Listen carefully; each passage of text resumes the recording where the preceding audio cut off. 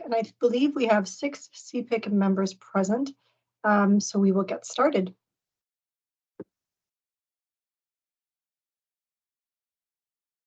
Andrea, do you have access to the land acknowledgement? Will you be playing that this evening, or will somebody be reading it? Yes, I can. As soon as I'm prompted to, I will. Yeah. Yes, please. We're ready to go. Okay.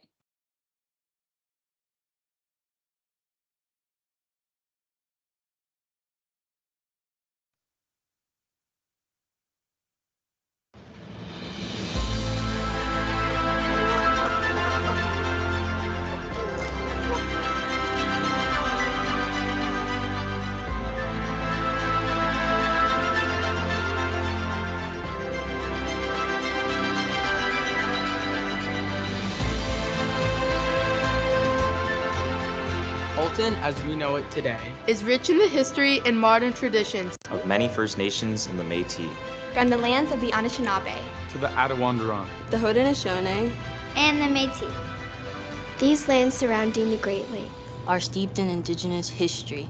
As we gather today on these treaty lands, our Catholic social teachings call us in solidarity with our Indigenous brothers and sisters to honor and respect the 4 directions: lands, waters, plants, animals, and ancestors that walked before us. All these wonderful elements of creation exist, gifted to us by our Creator God.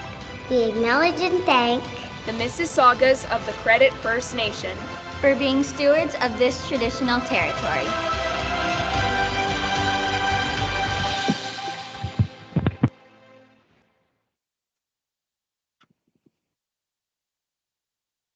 Thank you much, Andrea. And joining us this evening is Father Larry Perron from St. Benedict Parish in Milton. Thank you for joining us, Father. Will you lead us in opening prayer, please? Sure. In the name of the Father, the Son, and the Holy Spirit. Amen. Father, we thank you for the gift of the many ways that we learn in our lives that allows us to grow, to become, and to be your sons and daughters. Bless our meeting tonight and all that it's meant to be for your greater glory and for our well-being through Christ our Lord. Amen. Oh. Thank you very much, Father. You're welcome. Welcome again, everyone. Thank you for joining us for our January CPIC meeting. First up on the agenda is approval of the agenda itself. Do I have any CPIC members to make a motion to approve the agenda?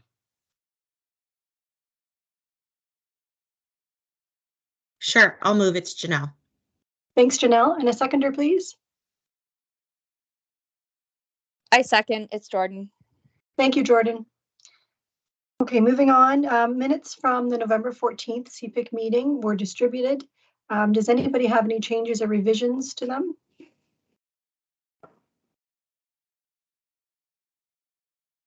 If hearing none, does anyone want to make a motion to approve the minutes, please?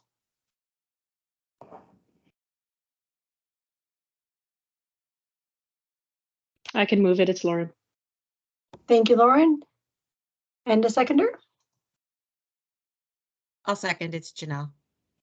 Thank you, Janelle. Perfect. Okay, next up on the agenda is our board update from Superintendent Novel, Nancy.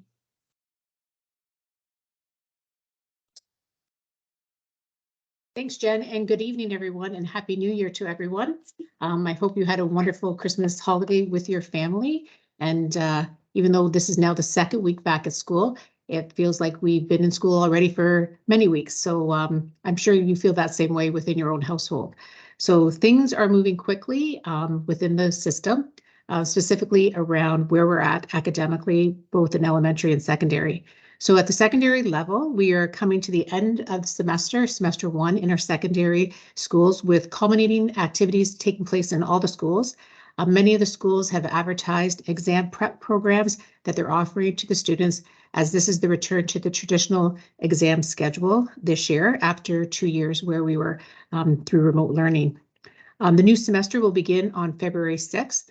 And marks will be distributed, end of the term marks will be distributed the week of February 13th to parents electronically. Just before Christmas, IB applications for the IB program and AP were submitted to the schools. So schools are working through that. We also had our grade 8 options sheets submitted to the feeder schools that all the students will be attending in September. And so that will then start us looking at staffing and course allotments for our secondary schools. Come the beginning of February, option sheets will be provided to the grade 9, 10, and 11 students for course selection for September. At the elementary level, we are in the middle of term 1 reporting with our PA day on January 27th, dedicated so the teachers can work on their first term reports. Term 2 in elementary begins on Monday, February 6th, so the same day as the semester begins in secondary. Term 1 reports will go home electronically, and we do acknowledge that there was some glitches with the distribution of progress reports in November through PowerSchool. We have been working with PowerSchool so that we could rectify this, and the plan is that Term 1 reports will go home after Family Day weekend. They will go out in a staggered process from February 21st to 24th by family of schools. So for example, if you're in the Assumption family of schools, whatever day of the week that your family of schools has been assigned, the report cards will go home electronically to parents, and hopefully that will alleviate some of the glitches that we had in November.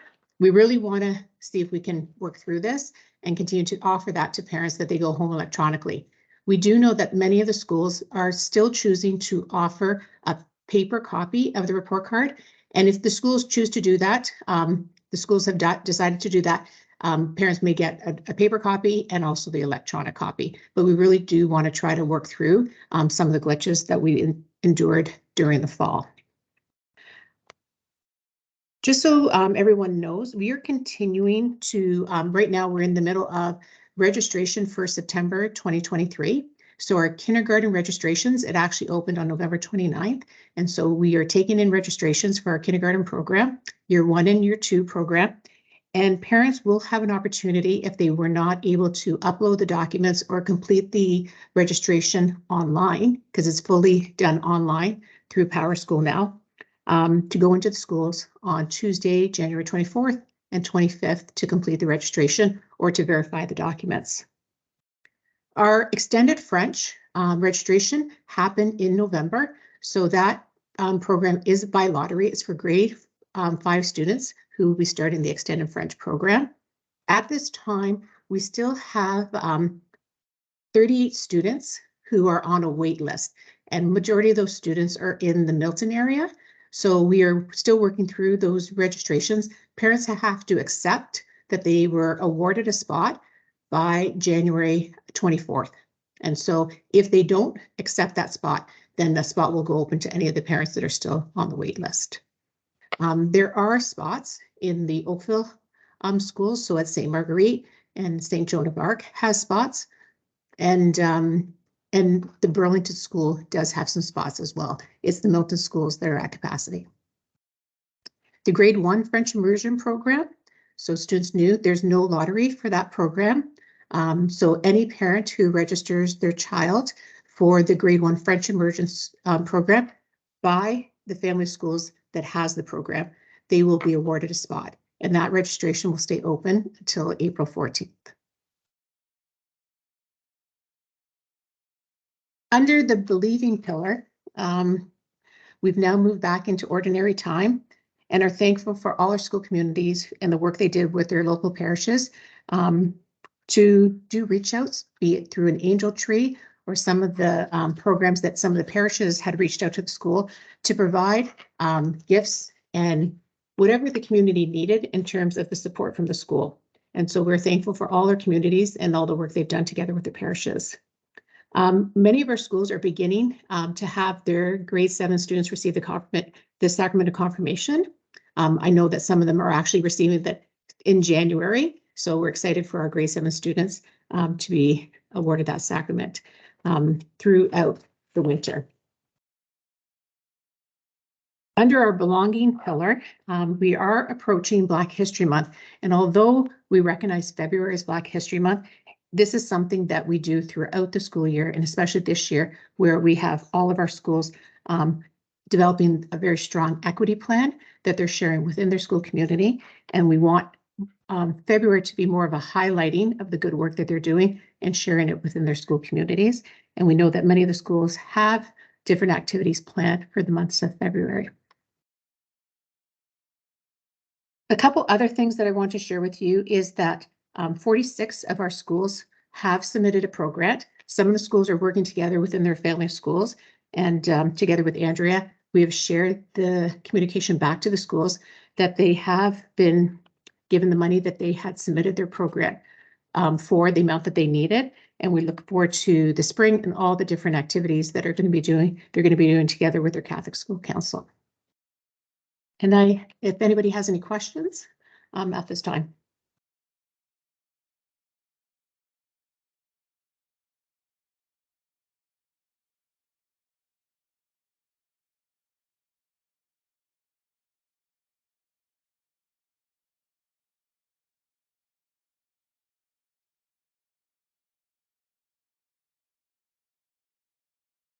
I think we're good. Thanks. I think we're good. Thanks very much, Nancy. Next up on the agenda is an update from our trustees from our chair of the board, Marvin Dwart. Marvin. Present. Good evening, everyone. We are in the middle of January, and I would like to wish you a Happy New Year on behalf of the Board of Trustees, and hope you all had a wonderful Christmas holiday. I hope you and your children are back in school and following their regular routines now. Since the last meeting, we have had the inaugural meeting of the Board of Trustees on November 15th and 2 board meetings since December 6th and December 20th. At the December 6th board meeting, there was a presentation on Keeping Christ in Christmas, the student contest for 2022. It was a wonderful contest. The finalists of the 10th annual Keeping Christ in Christmas contest were recognized, and it was great to see students in the boardroom, and some of them were actually performing. An information report on the feasibility studies to establish an additional HCDSB IB school was presented at the same meeting, and Superintendent Dinolfo has talked about it. The report indicates that it is feasible to have an IB program in the north, that's in Milton, and staff will keep working on it. There's some good news on the AP program side too. And I see Superintendent Cordero present at the meeting, so in case you have any questions, you can ask Superintendent Cordero later. At the same meeting, members of various committees of the board were presented. Fortunately or not, I will continue to be your trustee representative, and Trustee Kennedy from Oakville will be my alternate on this CPIC committee. Trustee Kennedy is present at this meeting, and yeah, he will help out with this committee.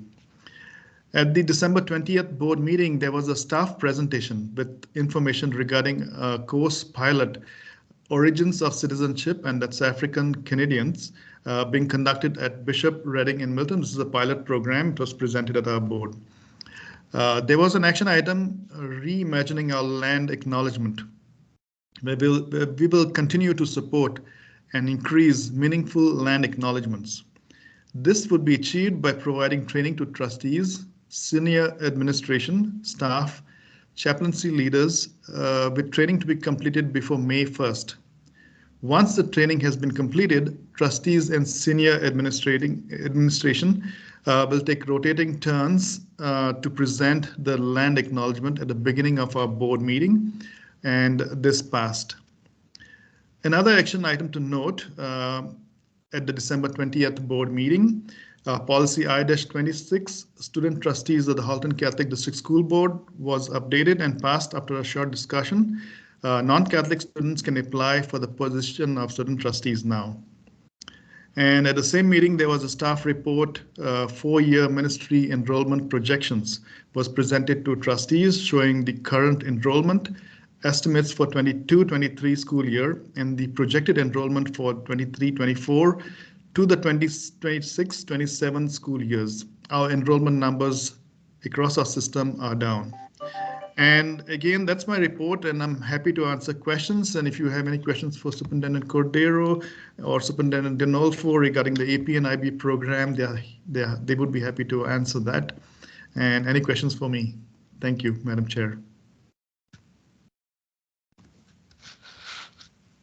Hi, Marvin. I have a question for you. I was just wondering about the, sorry, it's a bit of an echo here, about the enrollment numbers being down. Is that across all geographic areas or just specific ones?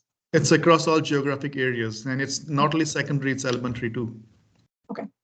Yeah. Does anybody else have questions for Trustee Dward?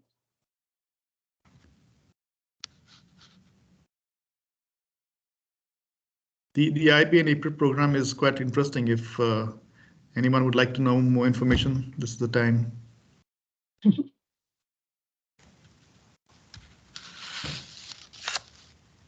Okay, I think you're getting off easy today, Trustee Dward. I understand you're off to another meeting, so thank you. No, sorry. Oh. Sorry, I was driving.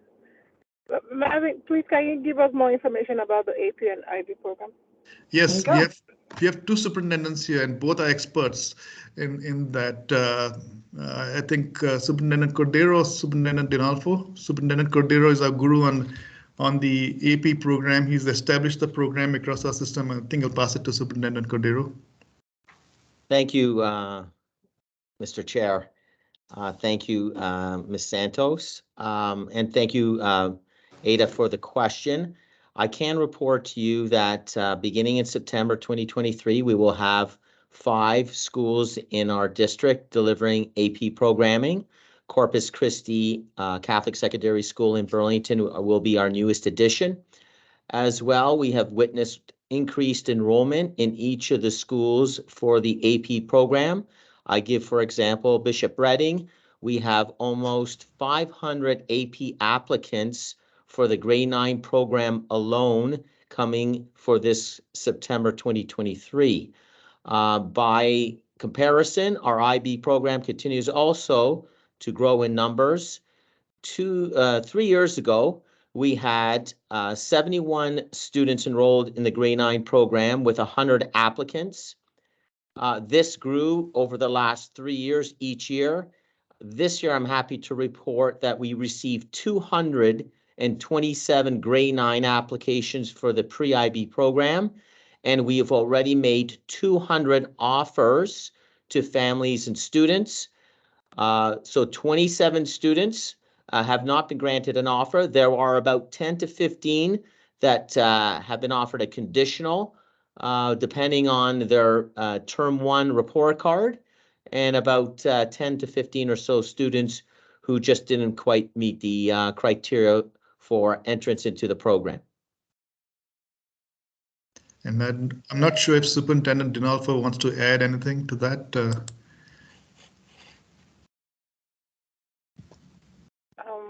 Can I ask one more question?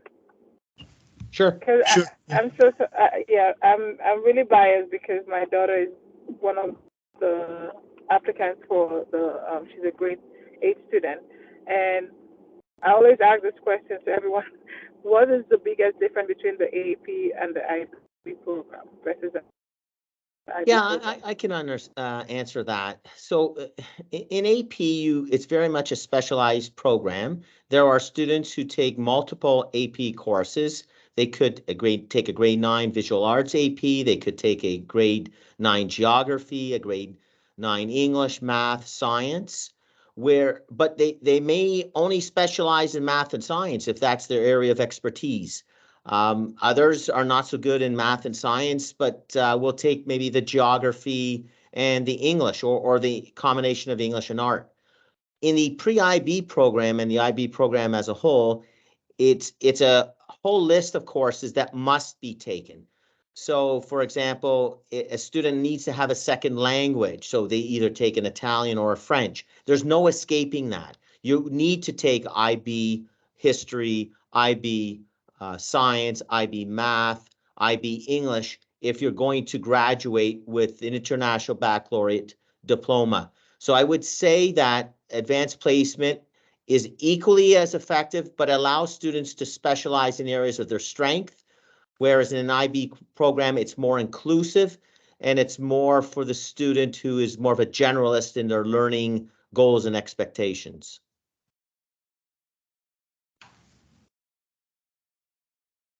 I hope I was able to answer that question to your satisfaction. Yes. Yeah, thank you. Because my daughter was accepted with the AP program, and I only did 2 classes, so I was quite confused with that. But you kind of explained it better now. Oh, you're very welcome. Thank you. Nancy, did you want to add anything, or did anyone else have any questions? Thank you, Jen. The only thing that I would add, and Anthony, you could maybe clarify. So for grade 9, the students are in a pre-AP program. So whatever courses it's a pre-AP, it becomes more specialized or more in-depth. It's into their grade 11 and 12, if I'm not mistaken, Anthony, for the AP program. And so there it gives students the choice too, right? So they can start the program at pre-AP and then decide which courses they really want to specialize in, or which other courses they may want to add depending on their success. So it still offers a little bit more flexibility for the students. Yeah, that's very true, Superintendent Dinolfo.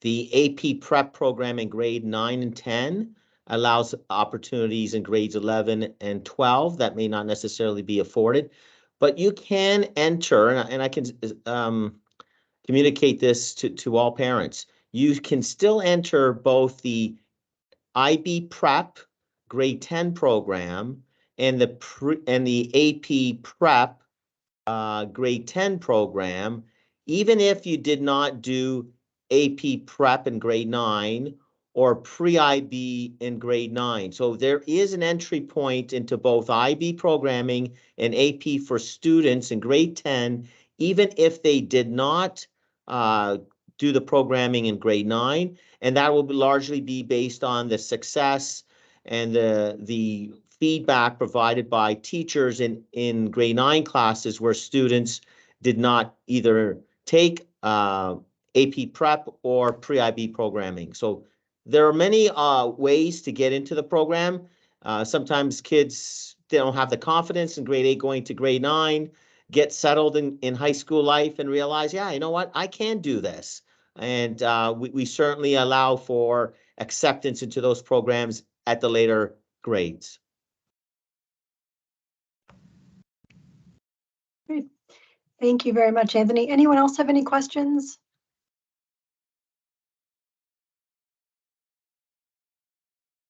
Okay, then thank you very much, Trustee Duarte, Anthony, and Nancy for your comments as well.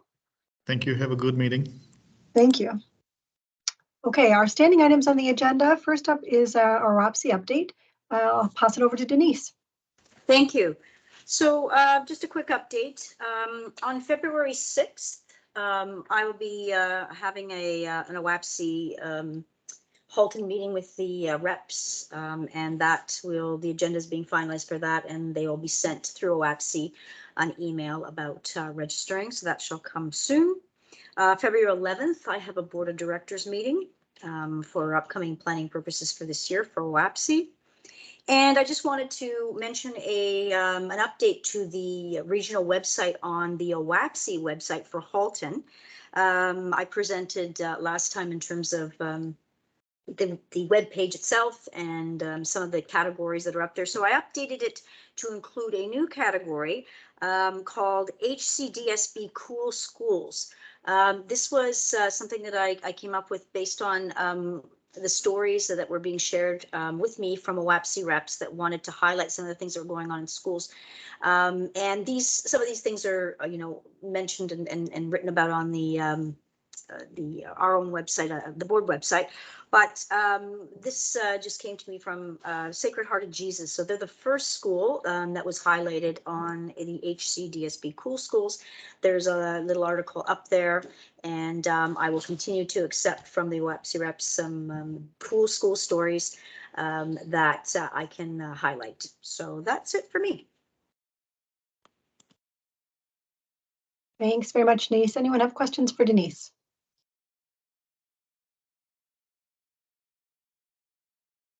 Okay, our CPIC subcommittee updates.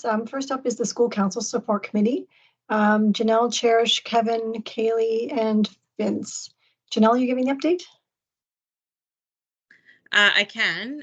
We actually haven't met since our last CPIC meeting, but just looking back at our goals that we set in the fall, we really wanted to explore ways that we can connect with other chairs and co-chairs within our family of schools, but even in a broader context outside of the Council of Chairs meetings that we have the opportunity to be present with them as well. So I think that will be our next steps, as well as ways to share resources and be able to sort of touch base with them. We heard at our Council of Chairs meeting when we had our sort of breakout networking session at the beginning, that there's really a need for that, as well as at the training session for the chairs and co-chairs that my group led.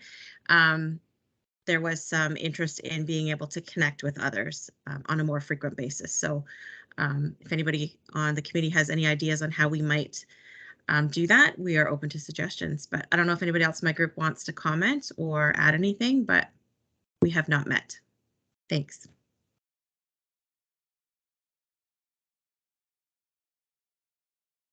Well, those both sound like great initiatives, Janelle. Does anyone else have any comments or questions? Seeing none, I'll look forward to the update next meeting. Thanks, Janelle. Okay, the next committee is the Parent Community Engagement Committee, and I'll be giving that update. I don't think Violetta is with us this evening, and she's been doing a lot of work on our CPIC Parent Volunteer Awards, which we will be kicking off this year. So I'm just going to go through some overall timing of the awards and some of my general ideas as to how it's being structured this year. So we are going to be giving out an award, one recipient per family of schools. An email will go out to the community the first week of March the 8th, to let people know about the awards, to let them know they're able to nominate themselves or somebody else. Nominations will be due April the 6th. The subcommittee will narrow down the candidates by family of schools to 2 candidates, and then bring those candidates both forth to the broader CPIC group, so that the CPIC group as a whole will vote for the winner in each family of schools. And then those winners will be presented their awards at the Council of Chairs meeting on May the 24th. So we're working through a lot of little logistical details, but that's the general overall framework for the Parent Involvement Awards. I'm happy to answer any questions or take any feedback, comments. I'll finish up my report and then I'll see if anyone has any suggestions. The other items we've been working on is we had our Advent session, November the 29th. We had about somewhere close to 100 views of that session. I think it might still be available online. Coming up next, we have Julie Kratz, who's doing a presentation on equity, diversity, and inclusion on February the 8th. And April 12th, we have Chris Fulham doing a presentation on cybersecurity and bullying. Also, we have an Lenten preparation session being held on March the 2nd, also being led by Patricia and Jillian. So those are all the items that we are working on as a subcommittee. Does anybody have any questions or comments?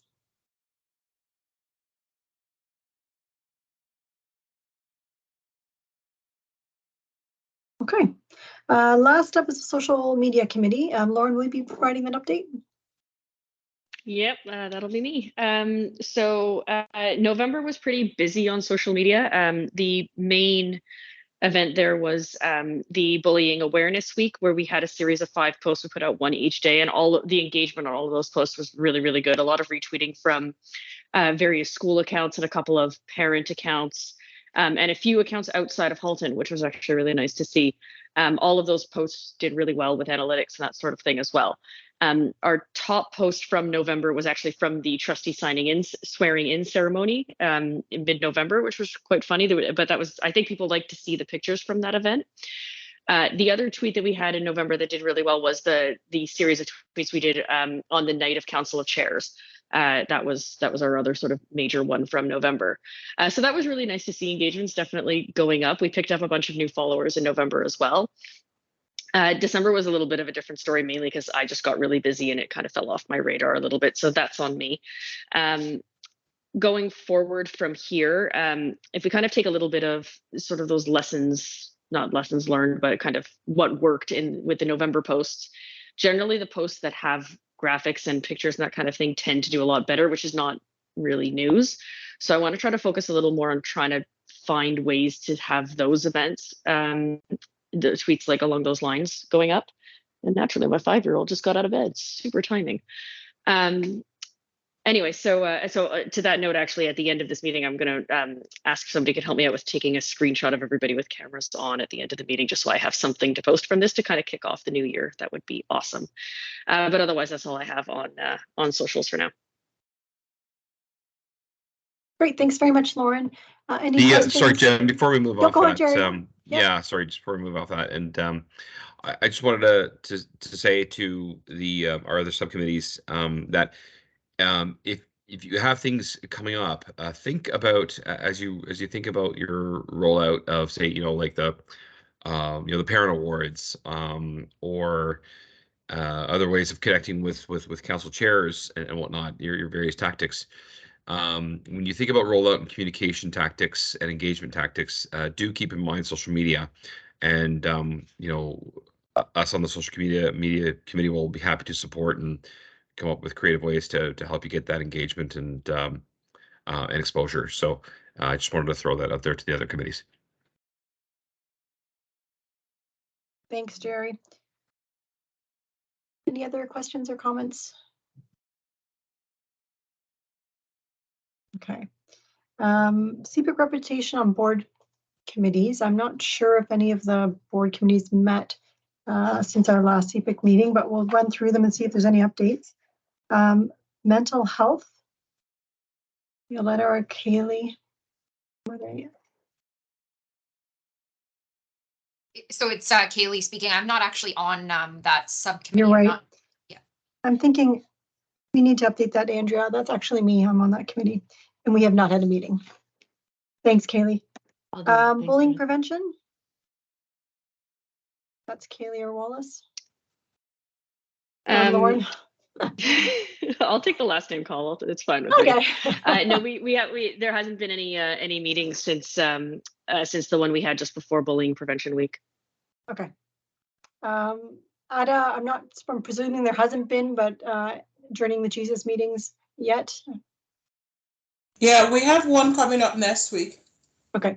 So maybe I'll be able to give more stuff that we're going on at our next meeting. But I know that for February, we're trying to support facilitation of student leadership activities between the elementary and the secondary schools. Okay. And then in February, we have some communication media recordings that we're planning to do, and one of them will be at Lumen Christi. Okay. Thanks, Anna. You're welcome. Homeschool Parish Partnership, Cherish. We haven't met yet. Okay. School year calendar, Janelle?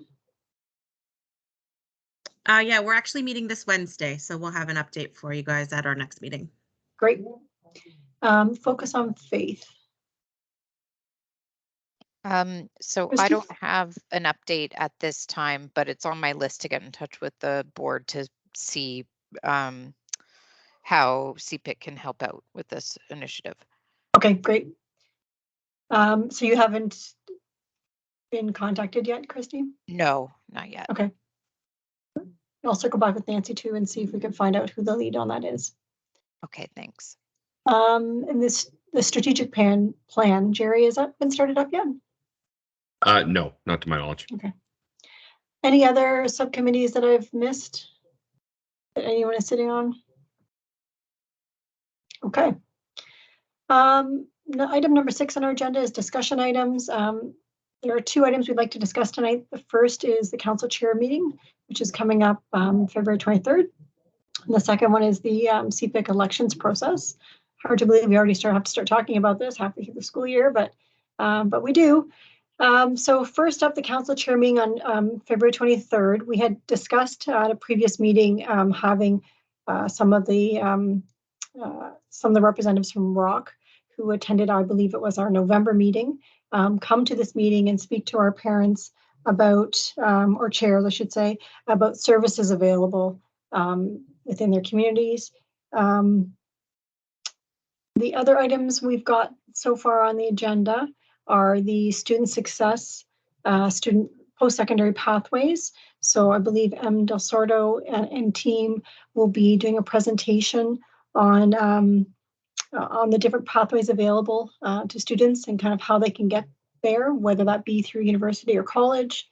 I'll finish this off and then Nancy, maybe you can throw in some comments. And then the last item is the equity team will be giving an update on where we are on the equity audit. Nancy, did you want to add any more color to any of those items that we have got on our agenda? Thanks, Jen. Just so the ROC presentation, we as a CPIC group heard that presentation in the fall. And so we're going to just let them bring that information to the council chairs so they are aware of it. And then they can go back to their school communities if there is a desire to bring some of that information or bring some of the groups into the school to share with parents. With the student success presentation around the pathways, that pathway team is going to share with the council chairs all the work that's being done around pathways. And once again, then it'll be up to the Catholic school councils together with their admin if they want to bring more information to their school communities. And then the equity team will just update us on where they are with the work that they're doing around equity for the system. What the question that Jen and I had spoken about is, do we see an opportunity for small breakout groups? So this council chairs meeting is going to be virtual, so a meeting like this, but we could set up breakout groups for the meeting if we think that would be worthwhile. Just what do we want for them to discuss at that point in time? Lauren? Yeah, I just had one question about you made a comment there about trying to further engage the community as well. I had a thought on that last week when I was reading through the minutes from the last CIAC meeting. Do we invite any of the other committees to join Council of Chairs, even just like one representative from those various other board committees? Are you talking about CIAC specifically? CIAC is kind of the major one that comes to mind, but I was thinking, like if there are other board committees that's worth trying to have representation from as well. CIAC's the major one. The thing is, when we're doing these meetings, like if they were bringing them there, we have to, what are they presenting and where they're coming? Because they always want to be prepared for whatever they're bringing. So we just want to make sure that we tap them and tell them what it is we want them to do and give them a little bit of notice. So if there is like what we learned last year, especially when we do the virtual meetings, more than 3 presentations is really hard to sort of keep everybody's attention and focus during the meetings. But it's up to you. This is like your CPIC. And if you want council chairs to have more touch points with different board committees, then let us know so then we can reach out to them to see if they're available to do that for us. So Lauren, if there's something specific that you think we should be bringing? Yeah, my thought would be to just try to bring more awareness to a little bit of what CIAC is, like in the same way that when we talk to parents outside of parent council that none of them have any idea what CPIC is, even the parents who are chairs and co-chairs of parent council, I bet you most of them don't know a lot about CIAC and what they're doing. So I'm just wondering, is in the interest of trying to increase some engagement, if that's a good one to try to loop in. I think that's a good idea. I saw Trustee Agnew had come into the meeting. Trustee Agnew, if you're here, do you think that's something that we could have some represent? But the thing is, I know CIAC has many different representatives who come to that table. Is there an overview presentation that could come to council chairs from CIAC? Hi, everyone. That's okay. I hate to sorry to crash our meeting. Yeah, I mean, I know in the past, hi everyone. I know in the past that we have had a CIAC, well, actually I presented because I happened to be chair at the time, but I know that we have had the chair of CIAC do a very quick overview of CPIC at the Council of Chairs meeting, just simply to let families, parents know that, that we exist, sort of what our mandate is, our role at the board, and just so that they're aware, and they maybe can bring that back to their school councils to say, listen, if you're not aware, this is, who CPIC is, and then, families or parents know that we're a resource for them when it comes to spec ed. So that could be something, Nancy, that we could do a quick, 5-10 minute overview of what CPIC is, and then just the information is there for your group if they need it. I think it's a good idea. I would like to see that have enough attention time, allotted to it. And I would suggest that we add it to our May council chair meeting so that it can just get the proper attention it deserves. But I'm happy to hear what everyone else has to say as well. Yeah. Whatever you guys decide, we're happy to help in any way. As long, getting the word out about CPIC to as many families and guardians and parents as possible, it would be awesome. So whatever you guys decide. Thanks, Brenda. I think at a minimum, probably including CPIC is a good idea. And then if it works for maybe not every single meeting, but at least some meetings where it fits in the agenda to have them do a presentation, just throwing that out as a suggestion. Okay, I will take that back to Brenda after this meeting. Brenda, we'll connect just to say, could it be a little bit of something at the February meeting and then again at the May meeting? Maybe it's some of the things that CPIC is doing. And then again, because we're at a different point of the school year, right? What a parent may need in February may look a little different than what they may need in May. Okay, thanks, Brenda. And so if we do have CPIC on there, I think the opportunity for breakout may not be, unless the group feels that we can still have a breakout session. I think a breakout would be great, and it does help hold people's attention. I'm just not sure. I've been thinking about it myself all day about what we could do a breakout on, and I haven't been able to come up with any ideas. So I'm hoping that some of our members might have some ideas as to what we could use as a discussion item within kind of those topics to provide some opportunity for interaction between the people attending. One of the things we learned last year, Jen, was if we do a breakout group in the middle of the agenda, it brings everybody back into the meeting. If we do it at the end, we may lose people and then not get them back to close the meeting. Agreed. So, like, one of the things I say is if we're doing 4 good presentations, ROC, Student Success, Equity Team, CPIC, that might be the discussion about how do we bring this information back to our school communities? What additional information may we need to go back to people to get more information to bring back to our committee? But then again, I think then we would almost invite everybody back for closing prayer, but there wouldn't be an opportunity. Rarely, you know what happened. Like once we go out of break, there's not enough time to discuss it, and everybody doesn't come back into it. That's right. Is there an opportunity, Nancy? I'm just throwing this out there. I'm thinking top of my head. If we wanted to add CPIC to our February meeting, to push the equity one to the May meeting to allow for us to kind of have our 3 things to talk about and our 3 presentations and have some discussion as to how to bring that information back? Or do you want that? Would you prefer to keep that on the February agenda? Let me just, Andrea, can you we've already reached out to the equity team. They're prepared to be coming to February? I'm not sure about the equity, but for sure the student success. Okay, so then I'm okay with it. It's if we had already tapped them and they had been preparing, I wouldn't want to push them down. Them off. But if they aren't, we haven't even said to them, can you please come to this meeting? Then absolutely, we'll move that to May. Okay, and Christy has her hand up.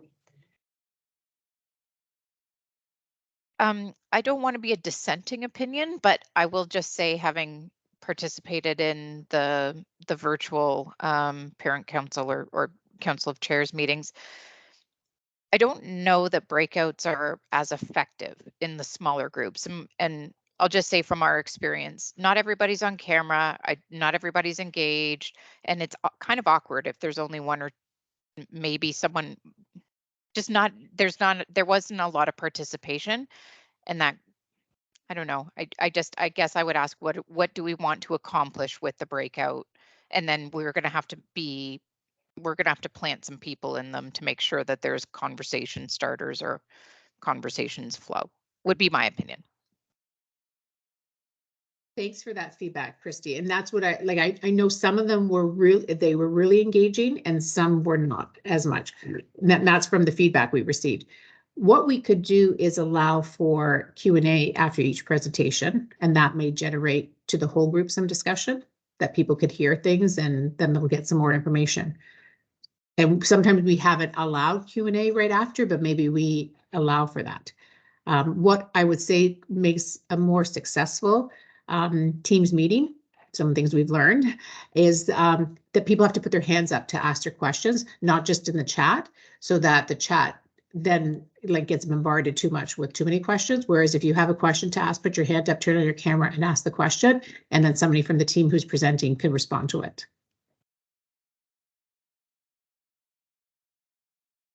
What are your thoughts about that?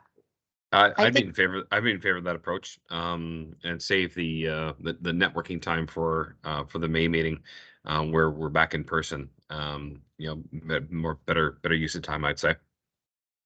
Yeah, I agree, Jerry. I think networking virtually is really hard, and putting the hand up versus just a chat, I think you might be able to get more engagement that way.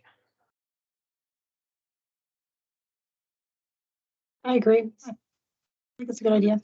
One of the comments, and I think it was Janelle who may have said it or somebody else, talked about how from the November council chairs, there was a desire for people to have more connections within their family of schools with the other chairs. Okay. Again, CPIC, like Andrea, manages all the email addresses with all the chairs and things like that. If there's a desire, okay, because all of you represent one of the families of schools, right? You're within either a Burlington or an Oakville or a Milton or North Halton. If there is a desire to bring the council chairs together or set up a meeting, Andrea could email those individuals and say, CPIC would like an opportunity if you would like to network together. Here's the date, here's the time. And then that will get the ball rolling for someone, like if we see there's an interest. But the thing is, we can't send those email addresses out just to anybody, right? Like they haven't given us permission to share their email addresses. We have their email addresses. So I'm just trying to help you to how you're going to network to bring those groups together. Go ahead, Janelle. So Nancy, are you saying like through Andrea, we could set up sort of like a networking sort of drop-in thing where if there was anyone who had a burning question or wanted to tap, you know, chairs or co-chairs about a question or, you know, whatever, that we would have like an organized drop-in sort of meeting where those who wanted to attend could and use that sort of, not necessarily an agenda, but just a block of time where they could connect and chat and sort of brainstorm, share ideas, pick each other's brains kind of thing? Absolutely. But Janelle, I would want at least one or two CPIC members to be present for that, to facilitate that. And what I really think about what would be of interest to a lot of councils as we're coming into the spring, what are they thinking about for next year? What are they thinking about for their year end, whatever they're going to do, or just different things. You saw some beautiful things that were happening in many schools, how to network about sharing some of that stuff with small groups.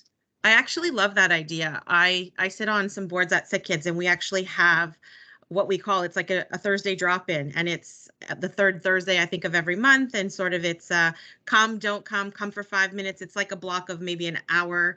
You can come for 5 minutes, you can come for 15, you can stay for the whole thing. And it's really just an opportunity for the members to get together and to brainstorm with each other. So I think we could do that here. I think that would be fantastic. And I would totally volunteer to be, you know, a CPIC person to sort of guide that. I like that idea, even like that. It's a Thursday, every like third Thursday afternoon, whatever time, you know what I mean? Yeah. We decide. And if we can introduce that at the council chairs, and then maybe the first one would be in March, right? And we could do a March one, an April one, and a May one, and there would be 3 touch points before the end of the year. Sure. Yeah, I love that. Okay. Could these be recorded for those who can't make it? And then it's available on everyone's Teams chat for a certain length of, certain amount of time. We could do it like that, Andrea. I'm sure we can figure it out. If we can record it, then we can be for sure. I would only want it to be available to those who expressed interest to attend and may not have been able to. Not to, you know what I mean? Those who want it will sign up, but in the event they couldn't, then that would work if they have the Teams link like that. Oh, I see. So this isn't for every council of chair member. It's just for specific people. People who expressed an interest. Okay. Or do you want to keep it to all of them, Janelle? Well, I think what we could do is we, you know, we could try it. You know, we could set aside, you know, whether we say it's every third Thursday of the month or whatever, we could try it for 3 months and say, this is a block of time. It's an opportunity. We could invite every chair and co-chair and just say, this is an opportunity for you to come, you know, for however long you can drop in. And, you know, it's your opportunity. It's your space to sort of network and, you know, bounce questions and ideas, you know. As a chair myself, I know there's tons of times when I'm like, oh, I you know, I wonder what other councils are doing about this, or, you know, out of fundraising ideas, out of, you know, end of year event ideas, what can we do different?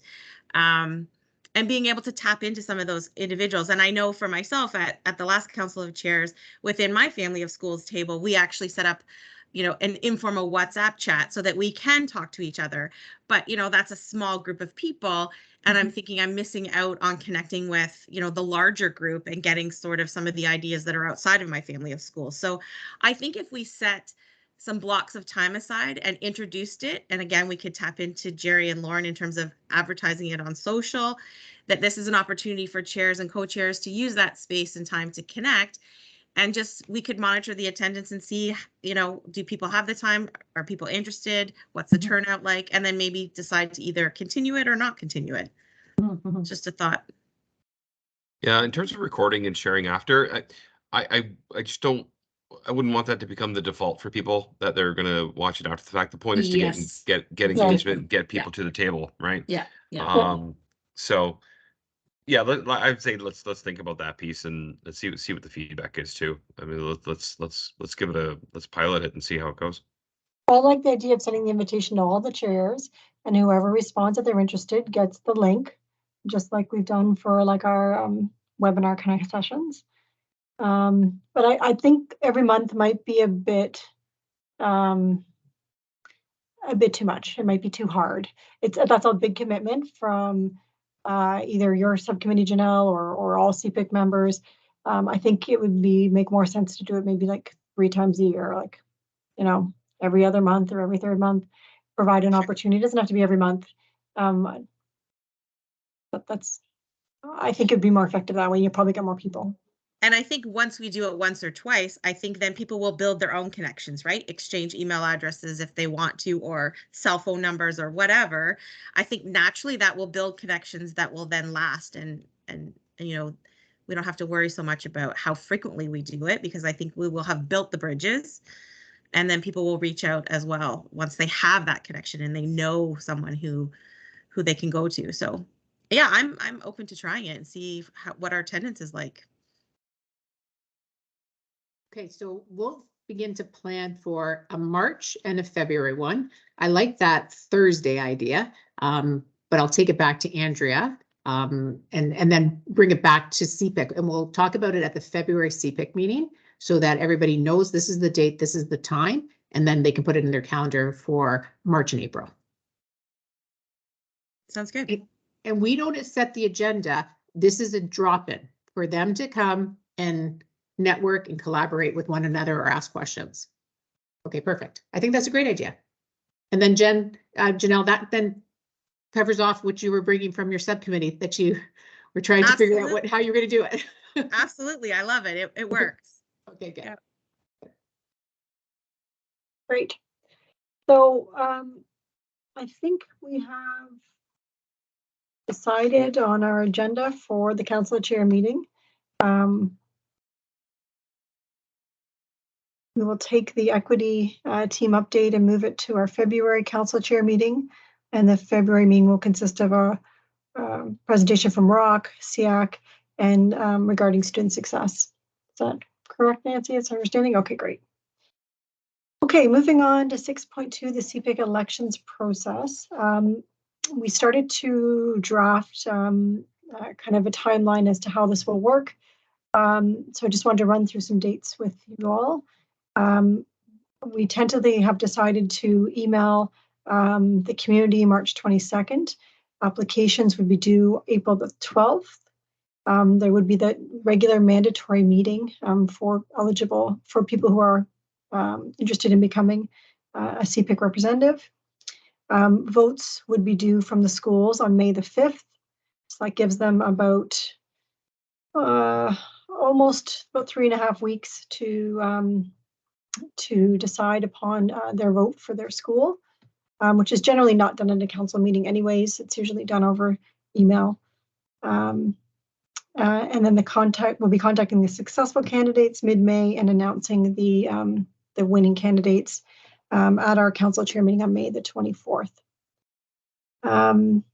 Does anybody have any comments or concerns about the timeline? It's pretty similar to what we did last year. We started in March. We've tried to kind of keep the timeline so they're not overlapping the parent involvement awards that much, because those are both asks that we're going to school councils with, and we didn't want them to kind of get confused with the two asks, and we didn't want them kind of out there both at the same time. So that's basically how we tried, and we worked backwards also from the council chair meeting, because we've traditionally liked to invite the new CPIC members to that meeting so they get an idea of how our meetings, how a council chair meeting runs. So that's how we came up with that timeline. Does anybody have any questions, concerns, comments?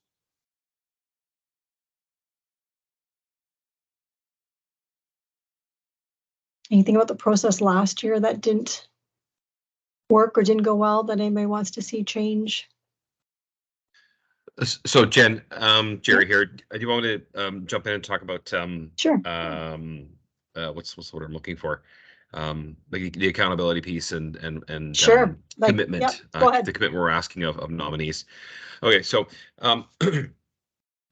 pre-COVID, there was a mandatory call it orientation meeting or introductory meeting for nominees for CPIC. That was mandatory to attend. You had to attend in person and be taken through a presentation on what CPIC is and all about, and what the ask is of you. Over COVID, we transitioned to online. We decided to record those sessions and make them available to nominees so they could watch them if they weren't able to attend the meeting. So quite frankly, we slackened off a bit in terms of the mandatory nature of that introductory meeting. And I'd like to suggest that we need to return to a more rigorous process around that. To be fair to all the nominees that have put their name forward or have been nominated by others, so that they truly understand what they're signing up for, what the commitment is, what the participation level that we're asking of CPIC parent members before they agree to it.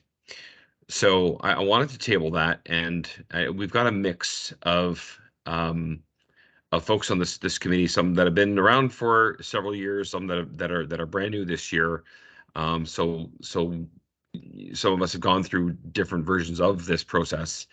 So I wanted to table it, open up for discussion, and get people's honest feedback on what they see as being more effective, and being fair to everyone. Again, I take some ownership of this, because I mean I was the chair, and I just don't think we held fast enough to that accountability piece during that process. So I want to correct that.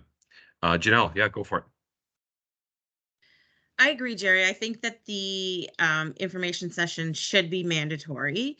And I wonder about the timing of it. Like, if I recall, the call goes out for people to self-nominate and submit their sort of bio as to why they think they're a good fit. And then there is the mandatory session, or the session that we attend, right? Then the voting happens, results, etc. So is there any merit in reversing that, where there's an information session for people to come out and learn about what CPIC is about? Or do we need to do a better job about marketing or explaining what the role is when we put the call out for people to step forward, so that people are aware sort of more earlier on, I guess? Or would that even spark more interest and more people submitting if they had an opportunity to come and learn about the role, think about it, and then maybe submit their name? Just some food for thought in terms of what comes first. Yeah, no, all good thoughts. And so the way it happens today is a communication goes out to all schools, and in there it does provide a high level description of what CPIC is, and the the call out for CPIC parent members to put their names forward to be a parent member to participate in contributing to that agenda, or that the CPIC mandate. There's no, obviously, right to, currently there isn't a presentation, a broad presentation like that. We do wait for the nominees to come forward, and then Jerry, we do that. Yeah. Jerry, does it talk about like even like commitment, like number of meetings plus subcommittees? Like, does it talk about that? Okay. Yeah, it does. Excellent. It does. I think to add some rigor around it, what I'm thinking, and again, pre-COVID, we would sign an attendance sheet to evidence that we were there, and that was fine. But I'm actually going to propose that we take it a step further, and that just like every year when we have new members, either on school council or CPIC, there's a declaration and a pledge that we all sign and commit to. I would propose we do something like that. Maybe it's not the full declaration and pledge, but it's a half-page summary of what the commitment is that we're asking of you. And before you leave that meeting, you're going to sign it. Say, I understand what I'm committing myself to.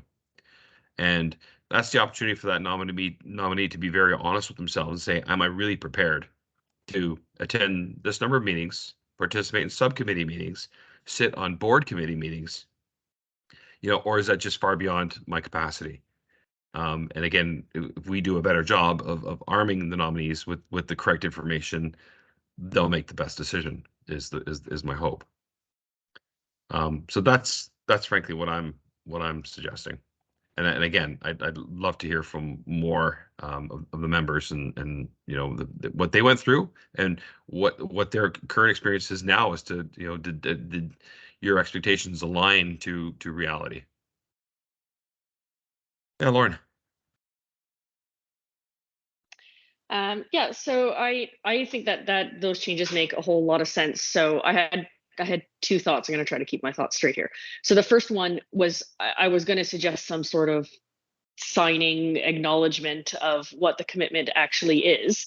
And just throwing it out there as an idea of almost like to take it one step further, where you actually say it's like the process of putting your name forward in the first place is like the first step of the nomination process. Step 2 is to actually then attend this mandatory meeting, and I'll make a comment on that in a sec. And then by signing that pledge, that's kind of like seals your nomination. So if you don't sign that pledge, you don't actually proceed with the nomination. So it's you kind of tie it all together. I think it just puts a little more weight in what you're actually signing your name to, if that makes sense, as opposed to just a blind sign. So that was my first thought. And then the second one was actually, I very much like the idea of assuming that we're able to make the that info session actually mandatory and in person. It would be good to do it in person, I think, instead of just doing the online option. People are just so much more engaged in person. And I don't know, something about like making a little bit of effort to attend the meeting in person. It's a fraction of the effort you'll need to actually make if you're going to be on this committee. So it seems like a decent place to start, but maybe I'm off the mark there. So just throwing that out as an idea. Yeah, no, it's a good point. It's a good point. If not that defines the nominees, their attendance at that, but it does show that first step. of commitment, and they're willing to put themselves out and you know, go out one evening of some week in the spring. So yeah, no, I agree with you. I agree with you too, Lauren. I think those are both really good points. I think the only thing I would suggest, and I know we talked about this, Jerry, is that when that first communication goes out, soliciting nominations, we need to throw that date out there so people can, you know, if they're interested in doing it, that it's in their calendar. There's no excuses as to why they can't make that meeting. There might be the odd legitimate reason that we could probably deal with on a one-off basis, but as long as we've given them sufficient notice, it should be that everybody's there for the most part. Yeah, I agree. Yeah, plenty of notice so that people get in their calendars, and yeah, hopefully it works. Again, this is a process that worked in the past. You know, so presumably we can bring it back. Christy. I'm just wondering about maybe creating a specific communication that could go to to school councils, because that might be an untapped, depending on the school, you may or may not know about CPIC or what CPIC does. So I don't know if there is like a template or some sort of a communication that we could circulate prior to before the recruitment starts, that maybe the chairs could take back and share at council. Yeah, I don't see why not. Yeah, because you're right. Probably our more engaged parents are on council, so that's, Yeah, you know, just logical thought there place. might be an untapped territory or untapped market there. Yep, I'll take note of that as well. Thanks, Christy. Cherish. I do like Christy's comment on that. I know there's certain other, I guess, parents that do presentations at our council meetings that I feel like if there's any messaging, we use it through our parent council meetings. So I just didn't know if that was an option. I know, like when we get topics for our parent council meetings, we go out to the community or work with the principal, but I never knew that we could do that through CPIC. Oh, for sure. Yeah, absolutely. Again, through, you know, with Andrea's assistance, we can communicate directly with our chairs, ask them to include it on an upcoming meeting, and actually, yeah, we'd have to do that, you know, sooner than later, to be honest, because so that they can work it into an upcoming agenda. Yeah, because just looking at timing, if elections process begins in March, I know a lot of council don't meet in March just due to the March break, and then they come back in April. Unless. Yeah, you're right. Yeah, so this would have to be sooner than later, obviously. No, that's good. Thanks for that. Janelle? Yeah, can you just run through the dates again? March, when's the first time the call out goes out again? March, what was the date, Jen? 22nd. So March 22nd, and then April 12th is? Applications are due. Applications are due. Okay, perfect. And then votes due by the 5th of May, correct? Yes. Mm-hmm. Awesome, thank you. No problem. Okay. All right. Any other thoughts about this process?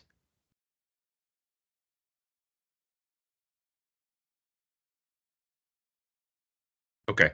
All right. I mean, it sounds like we've got pretty good support to put in a more rigorous process around this. So we'll take this away, and then as we approach rollout of our elections, we'll incorporate these ideas. So thanks, everyone. Thanks, Jerry.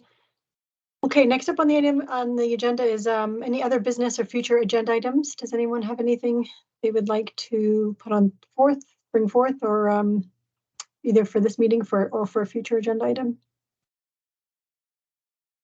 You're welcome. Oh, well, thank you. I think that was my Siri talking. You thought I was talking to him. Jerry, did you Jen, have I something you wanted guess to add? just coming off the heels of that discussion about the elections process, I think perhaps a future agenda item might include a revision or an update to our bylaws to include some of what we just talked about.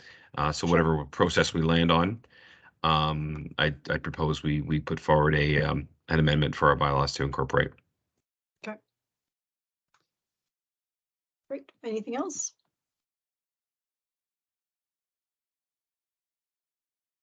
Okay, then I will ask Father Larry to please lead us in closing prayer. Okay, see, it's my first meeting, so there you go. You guys move along quickly.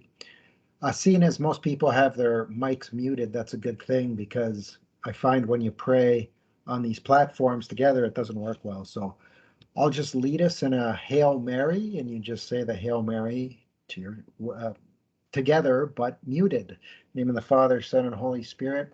Hail Mary, full of grace, the Lord is with thee. Blessed art thou amongst women, and blessed is the fruit of thy womb, Jesus. Holy Mary, Mother of God, pray for us sinners, now and at the hour of our death. Amen. Father, Son, and Holy Spirit, God bless us all. Thank you very much, Father Larry. And thank you, everybody, for joining us this evening. And we look forward to seeing you online again next month. Have a good night. Good night. Great job, Jen. Thank you. Good night. Good night, Good night. everyone. Thanks. Thank you. Good night.